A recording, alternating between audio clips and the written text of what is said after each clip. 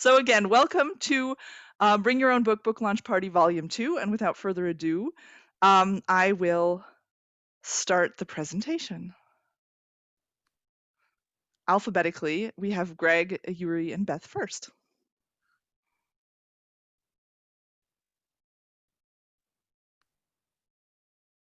So I suppose we should speak, Yuri. Would you like to, Beth, or shall I? Go ahead. You go Beth. ahead. Oh, okay. Come on. Well, I guess it's it's nice to sort of look at the last big blue-bound version of book history that we're going to see, because as you probably saw from the email, this is going to move to twice yearly format now. And it turns out to be better in a lot of ways in terms of cost for the association, which is quite nice.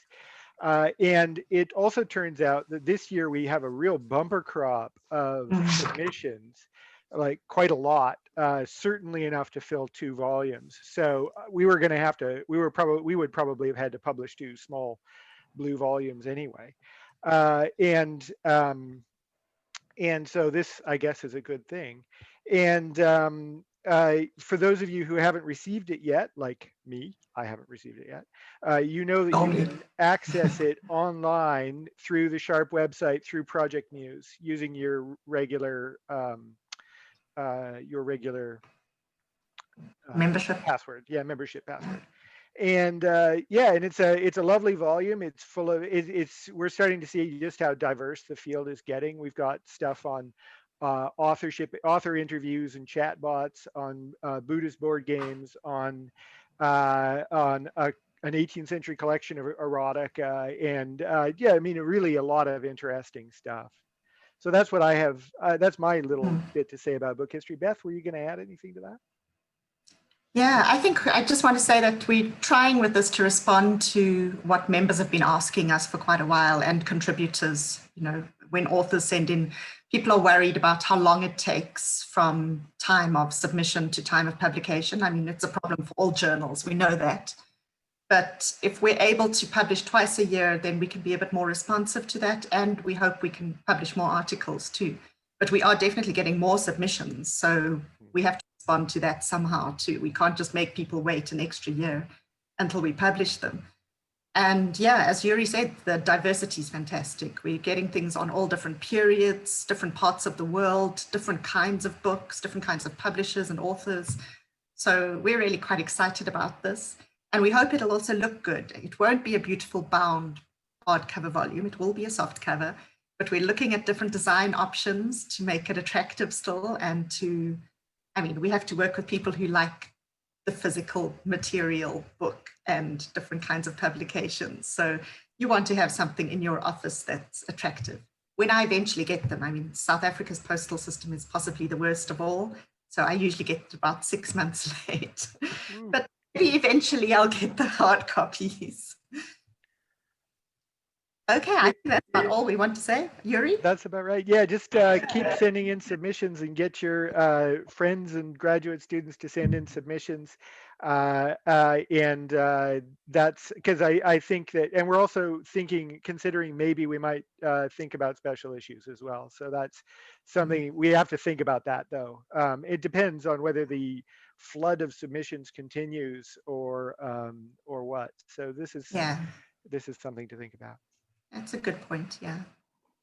Oh, and we are now listed on Scopus. So we're also responding to members in that way, that for different parts of the world, it's really important to have your journal indexed on different kinds of indices. So we are listed on Scopus. We're part of the emerging journals on Web of Science. And we are looking at becoming part of the full Arts and Humanities Citation Index as well. So we are working on that too. And I know that that means a lot to scholars from different parts of the world as well. Thank you. Yeah, I'm kind of wearing 2 hats there too, because I'm a director of publications. And so I'm particularly thrilled that this volume is coming out, but also about all the new things that lie ahead for next year and beyond. So congratulations to everybody involved, the authors and the editors. A round of virtual applause for everybody. And without further ado, let's move forward. Alexandra. Hi. I thought I would forego the traditional book cover and put a photo of myself in it, a decision I may now regret. So just before I start kind of explaining the book, I just want to acknowledge that I am speaking from the land of the Wurundjeri people of the Kulin Nation, and acknowledge that our sovereignty has never been ceded. So gender and prestige in literature is a longitudinal, quantitative study of book reviews, literary festival programs and literary prizes in the Australian field. The aim of this study was to understand the relationship between gender, prestige and these consecratory institutions over a 50-year period. This research takes its methodological cues from studies like the Stella Count in Australia and the Vita Report in the United States, extending the remit of these studies into prizes and festivals, and then sort of also going back historically to kind of cover the 50 years to 2015. So the book is full of data and charts. There's just like a lot of numbers, but don't be put off because I also explain them. So you don't have to really worry, but there are charts if you're a numbers person. I hope that these data and these charts can be used as a jumping off point for future researchers, mainly so they don't have to count as many things as I did. But I think it's just like a really nice data set that demonstrates a lot of things. So at its heart, this book demonstrates how fields change or in fact fail to change over time.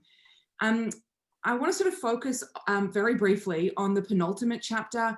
I explore the ways in which there's a consistent pattern that emerges from the whole study, one where the representation of women and predominantly white women within consecratory prestige building institutions increases through the 1960s, 70s and 1980s.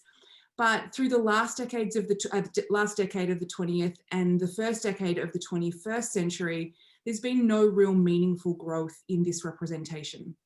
So yes, this is a study about women and gender and literary prestige, but more than that, it's a study of the rigidity of established structures of power and how different and difficult these structures are to transform, especially if the people who hold the power within these structures have no interest in this transformation.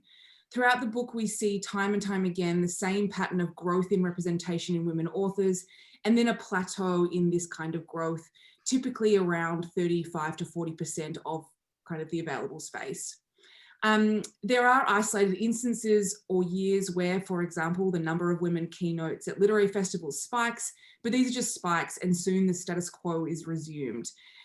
The kind of conclusions I reach in the book are that the contemporary Anglophone literary field operates with a prescribed equilibrium, a kind of natural order.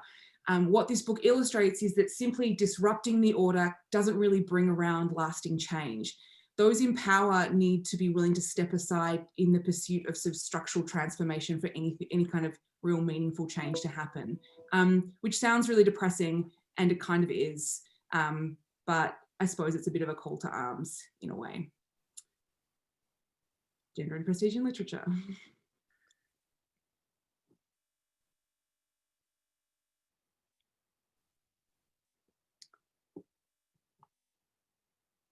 Thank you. A lot of people are having trouble getting into the room, and so I'm trying to field all of these queries. I'm really glad we're taping it because that means that I can go back and listen to everything with my full concentration. Thank you so much and congratulations. I will say it's already on in my lecture for next week.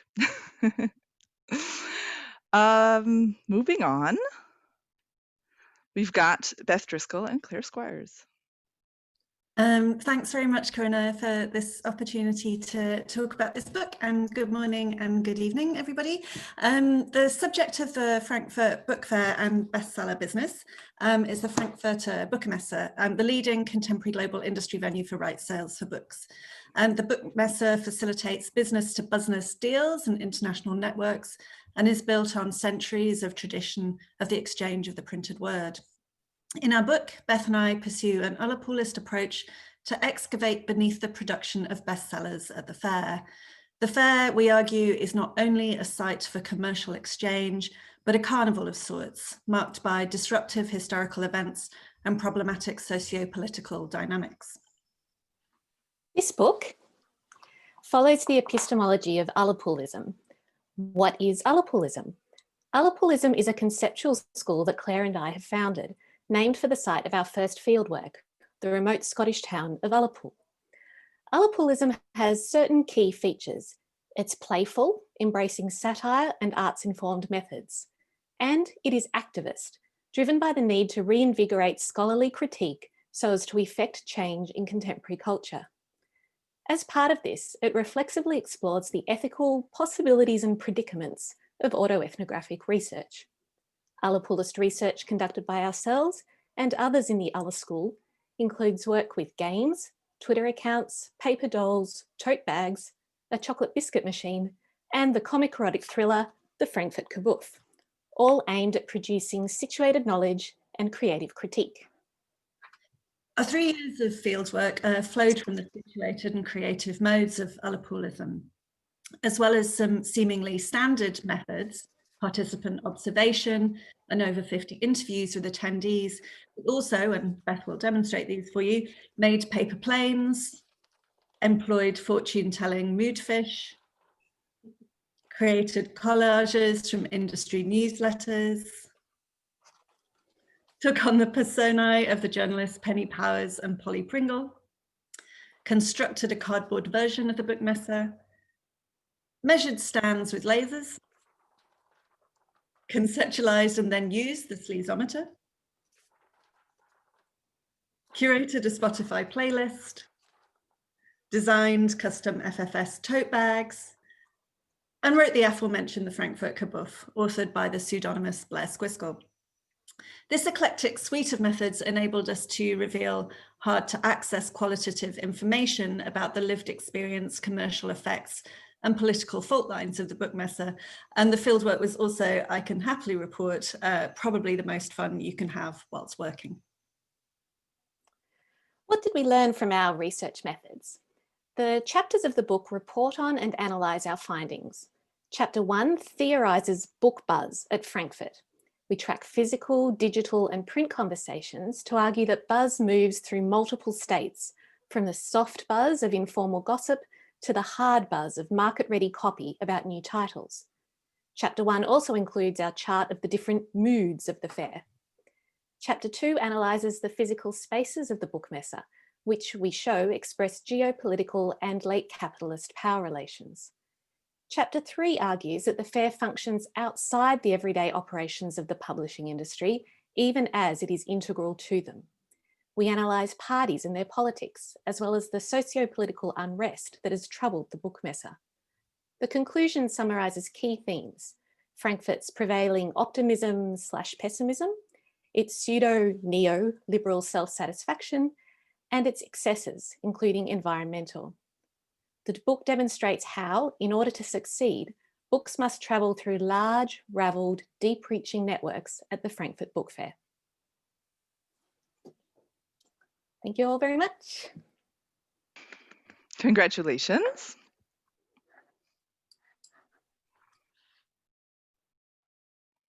Next up, oops, sorry, we have Jocelyn Hargrave, but I haven't seen her in the room yet.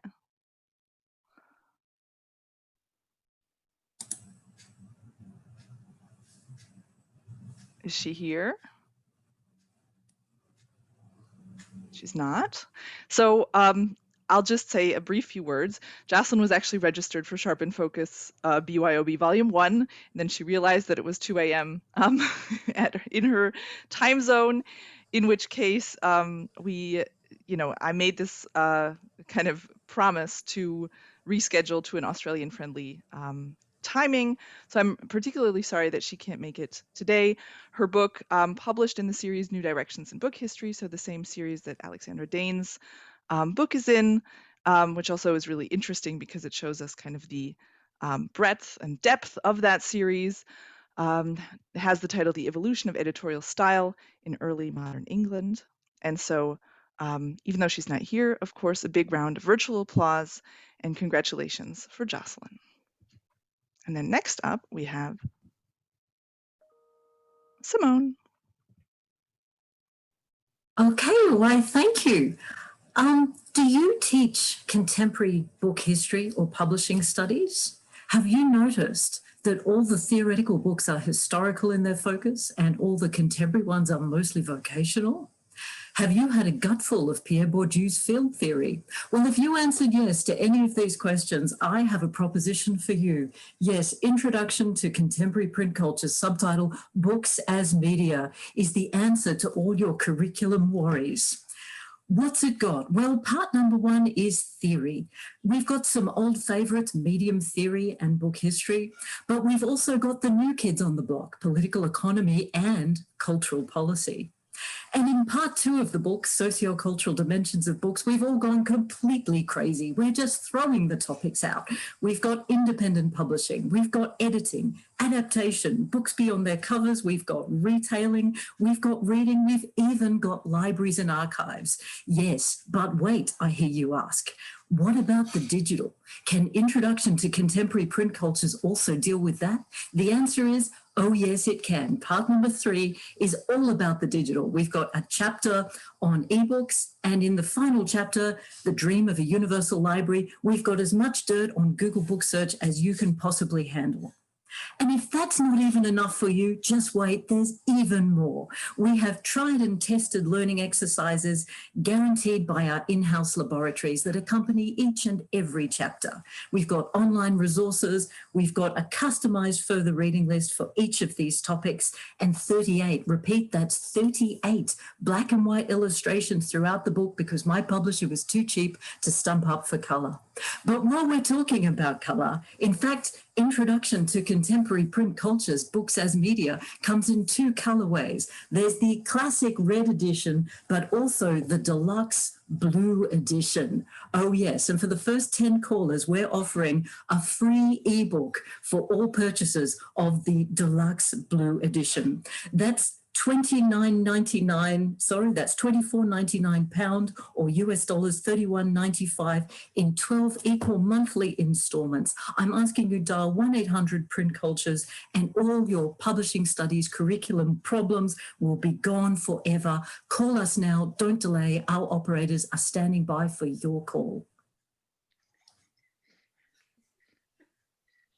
Thank you, Simone. Congratulations.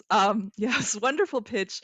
And this is why I'm really sad that it's a virtual book launch and not a live one, because I would have loved a signed copy. But I do have the deluxe edition right here. And I'm also mentioning it in my lecture on Monday. So it will be right in class already. Yeah, next up we have something very special and out of the ordinary. Okay, hello. Hi everyone. Inscription, the Journal of Material Text, Theory, Practice, History. Oh, I've lost my screen now.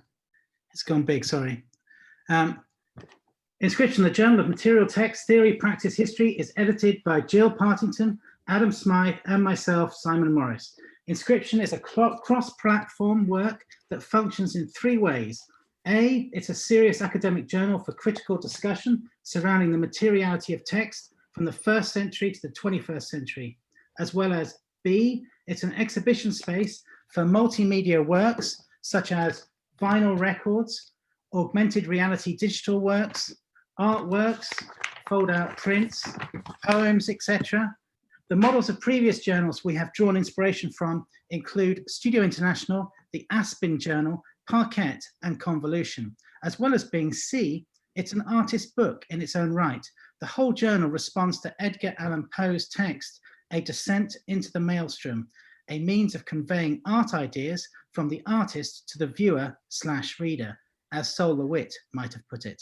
So the pages of the journal rotate, they spin as if you, the reader, were falling down into a maelstrom. Over to my colleague, Adam. Great, thanks, Simon. It's kind of large and obscures me nearly totally. I'll mention a little bit about some of the inclusions in here, in this journal, but note that it's got a hole through the middle, and we're particularly proud of that.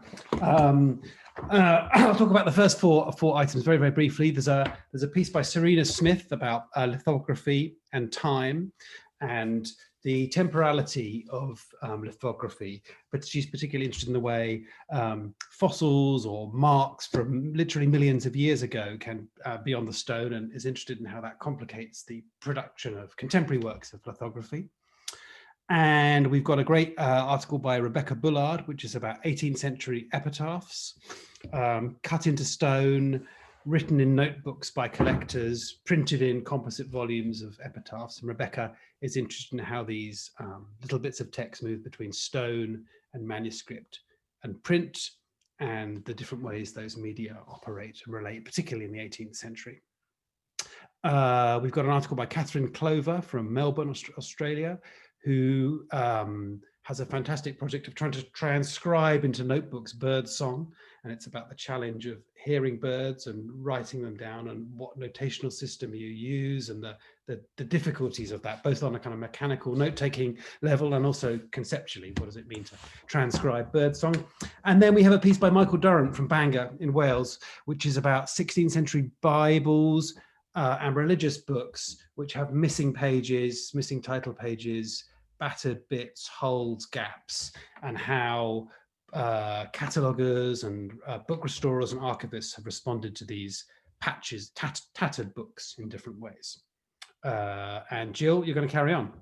Yeah, we have a piece from Alexandra Franklin, who runs the Oxford Centre for the Study of the Book, who thinks about the novel Moby Dick from a very sort of practical perspective of letterpress printing.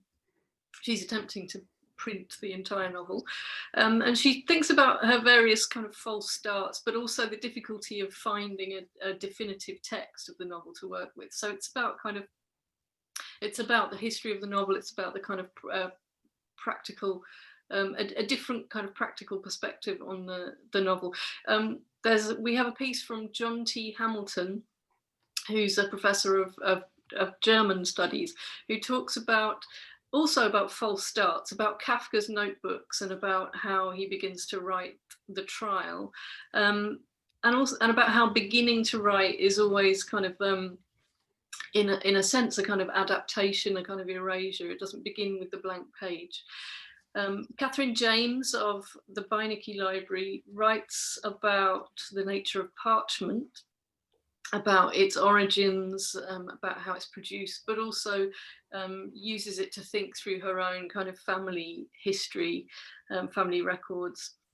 Alice Wickenden, a PhD student writing about the 18th century collecting practices, talks about Hans Sloane, whose collections provided the basis for the British Library, and she thinks about how his collections are quite complicated in terms of categorization, and they kind of crisscross between books and objects.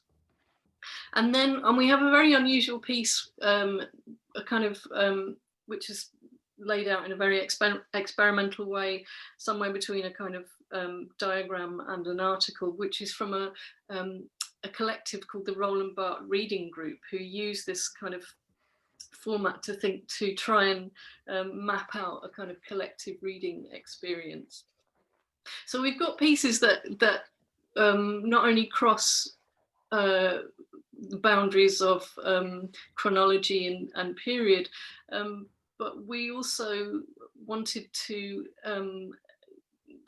kind of create connections between the creative and the critical. So we have kind of essays that sort of weave together different registers, scholarly registers, with kind of more lyrical or personal ones. And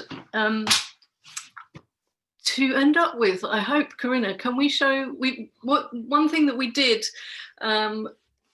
to kind of launch this journal out into the world was we made a kind of a film, a 20-minute film or a 40-minute film, I think, with Lumen Films. And then we're not going to show you that, but we are going to show you a kind of 1 minute 50-second version of it, starting right now.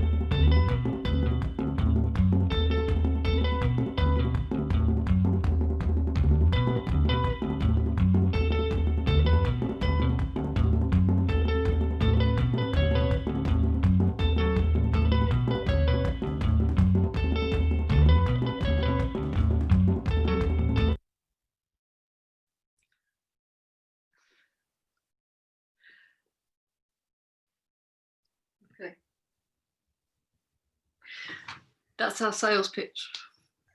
Thank you. And a big round of virtual applause.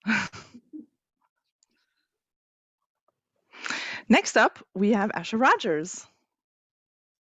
Hi everyone, great to be here, and I'm going to keep this super short because my power has only just come on after a tree falling on the lines after a big storm, so it's all been very dramatic, and I've been in darkness most of the day. I've come to launch my book, State-Sponsored Literature, Britain and Cultural Diversity After 1945, which came out in February, and this book is really the first substantial attempt to try and work through the question of the way the British government intervened to protect literary culture after the Second World War, but it really traces this from the 1930s unto the present through a variety of different institutions, from the origins of the British Council through to the Arts Council in its different iterations in the 60s to the 80s, all the way through to the kind of moment of the multicultural GCSE anthology in the 90s, thinking about Salman Rushdie and the British government's relationship to the freedom of expression, and then concluding with a chapter thinking about UNESCO's own policies and how that relates to the UK government's literary and cultural policies.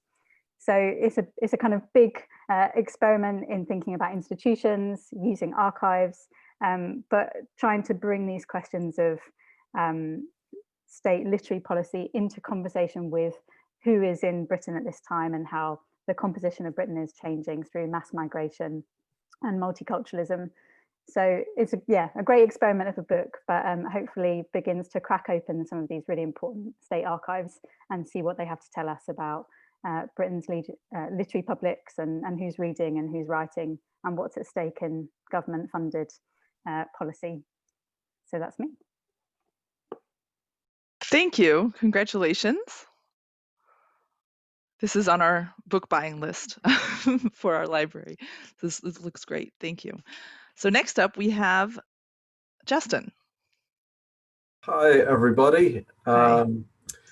Thank you very much for this opportunity to launch the book in this format. I'm sure we're all missing having the prospect of in-person and live launches. So this is a really nice substitute or way of doing it, albeit without cheap wine, well, at least in this time zone anyway. So this is my book. It's called Write My Name, Authorship in the Poetry of Thomas Moore.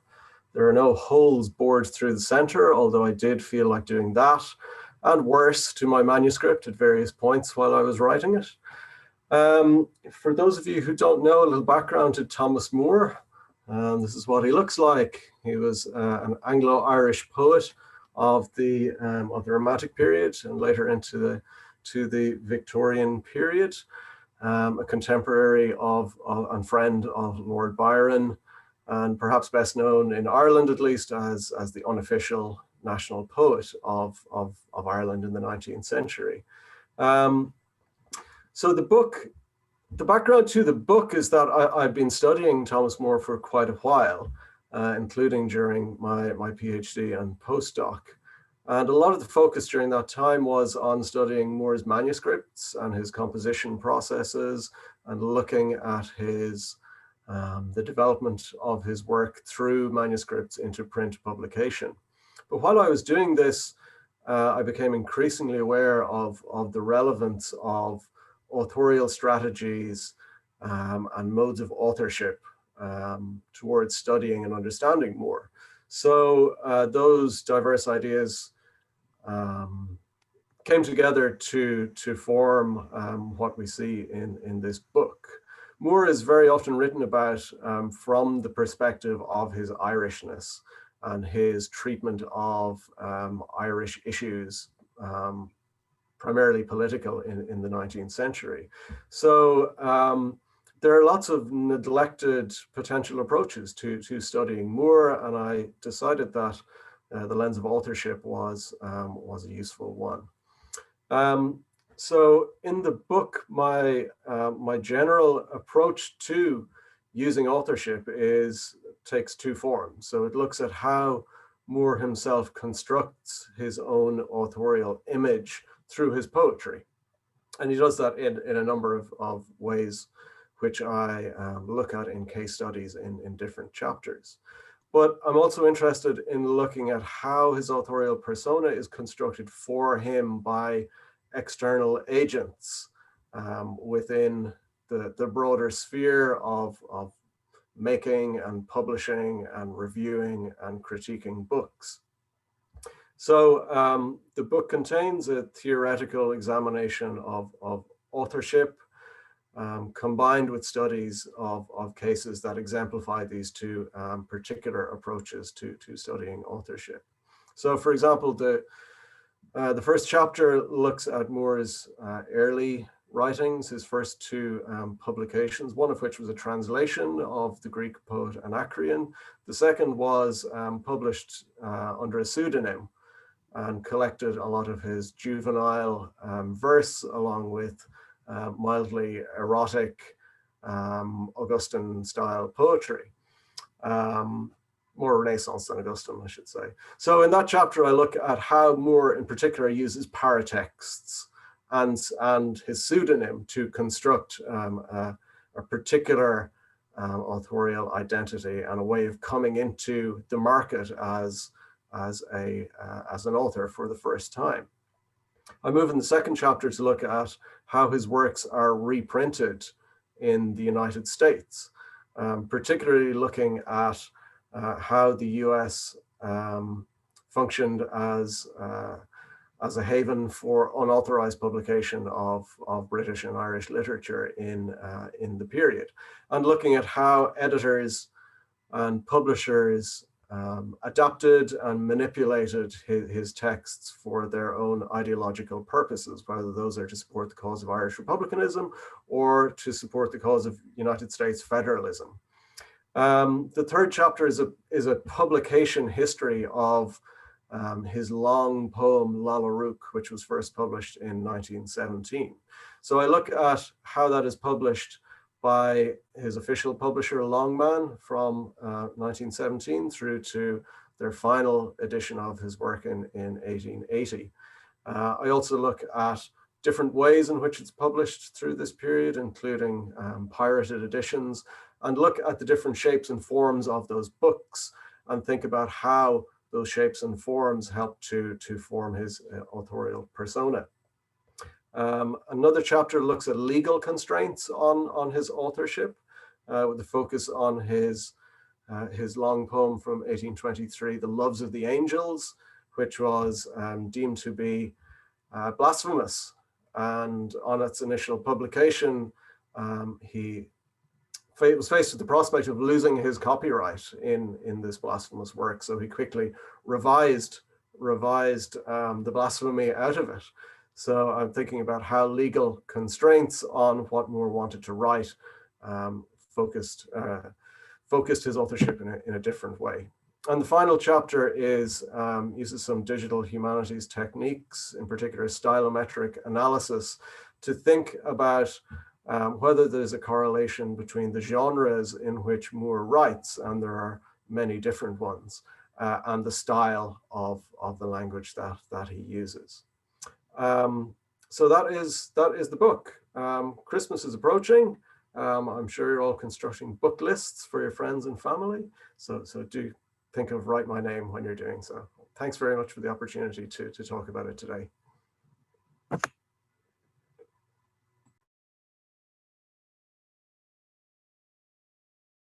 Congratulations. Yeah, holiday book lists are actually a great idea. Since we're all at home anyway, we might as well catch up on our reading. Last but certainly not least, we have Jennifer, who woke up at a very, very early hour, or stayed up. I'm not sure, Jennifer, you can tell us. But welcome, Jennifer, and thanks for being with us today. Thank you. After watching all the videos and skilled sales pitches, I'm feeling on the downside of things. I was just feeling accomplished having brewed coffee and fed the cats. So let me talk you through the book, Narratives, Nerdfighters, and New Media, which has literally, I guess, been available for mere days from my publisher, the University of Iowa Press.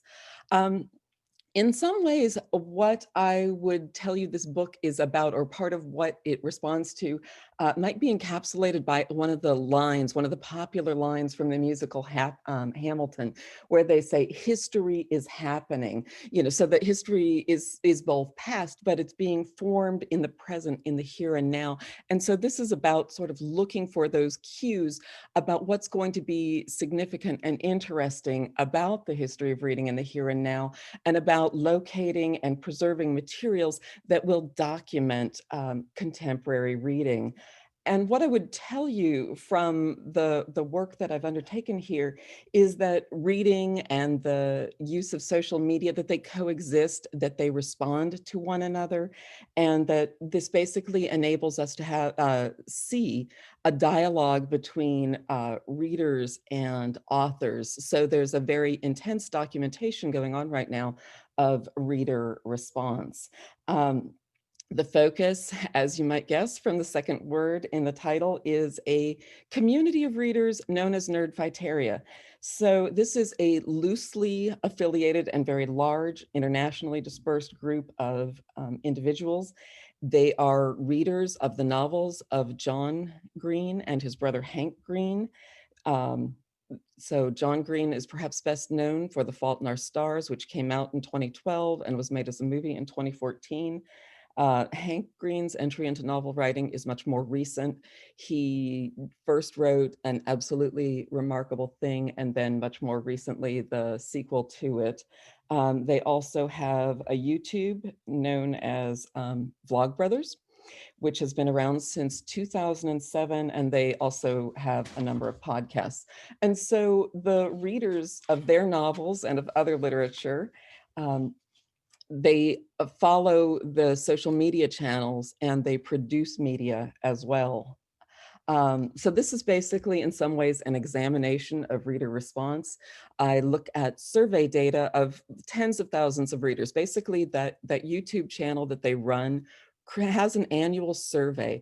And after watching this survey roll for a while, I realized like they're asking, where are you getting your books? Are you reading ebooks? Are you reading in print? What authors are you reading right now? And things like that. So basically, I was given access to some of that survey data. And so I examine it for patterns. I also look at public signs of reading. So there is graffiti, there are tribute sites online and things like that. So there are other ways that people respond to and document their reading, but in addition to the survey. And then because we are dealing with contemporary, living, active, popular authors, they are doing author events, readings and things like that. And so there's also a lot of online dialogue about that. So some of my favorite parts of this book to write were actually, you actually find them toward the back. So I have a chapter here on The Fault in Our Stars, which was very interesting. And in some ways for me, it's the starting point of a commitment to writing about this. Because we were in Amsterdam. We were in Amsterdam on our way to Germany. And so I went to look. I'd heard that there was this bench that was used in the filming of The Fault in Our Stars. And so we went and found it. And basically it is a tremendous site. There goes Pippa. Thank you, Kat. It's a tremendous site that documents where people go to sort of see and connect with the text, and they leave evidence there of what it means to them. And then the first appendix is a chronology that basically sort of looks for how the signal moments of how this community of readers forms. And there's, to me, real range, perhaps things we wouldn't anticipate and wouldn't necessarily look to as evidence of how that community of readers forms and builds. Sales pitches in the US, there's a National Communication Association that is convening a conference right now digitally. And so my publisher is offering the conference discount if you go to their website.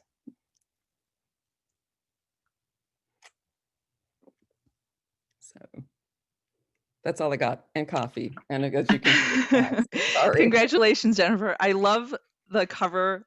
Can't wait to read it. I also put some info in the chat because you're launching again tonight. It's your day of launches. It is the day of launches. Early Yeah, launches, so- late launches. Yeah, so 7 p.m. Central is there's an online event. Maya Ledesma, who's one of the video editors, producers with Complexly, which is the company that produces Crash Course, and then a local reporter in Iowa City, which is where the University of Iowa Press is located, will all be talking about Nerdfighteria and more this evening. And is it going to be taped? We are going to, yes, endeavor to Great. take this. Great. Well, thank you, everybody. That rounds off Volume 2 of BYOB, the book launch party. Congratulations to everybody. Thank you all for participating. A huge virtual round of applause around the world, now on 4 continents. I'm thrilled that everybody came out. I'm actually delighted that we filmed it and can upload because we didn't do that this summer. We can stay in chat. I would definitely end the recording at this point, and we'll leave the Zoom room open a little bit until the full hour. But thanks again, and have a good afternoon, evening, day, wherever you are. And do remember, if you're not a Sharp member, that Sharp is here for you and trying to get us through these very weird months and hopefully not years. So do consider joining if you're not a member, or consider renewing if you haven't yet. So thank you very much. Thanks, Ellen, for co-chairing in the background, and see you soon.